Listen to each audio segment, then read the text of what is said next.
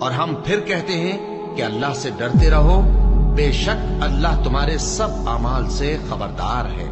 اور ان لوگوں جیسے نہ ہو جانا جنہوں نے اللہ کو بھلا دیا تو اللہ نے انہیں ایسا کر دیا کہ وہ خود اپنے آپ کو بھول گئے۔ یہی لوگ ہیں نافرمان۔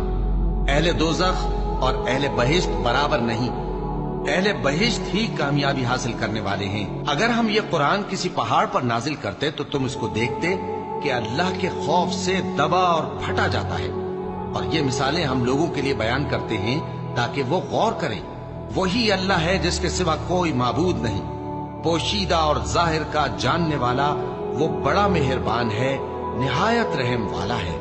وہی اللہ ہے جس کے سوا کوئی عبادت کے لائق نہیں، بادشاہ حقیقی، ہر عیب سے پاک، سلامتی دینے والا، امن دینے والا، نگہبان، غالب، زبردست، بڑائی والا۔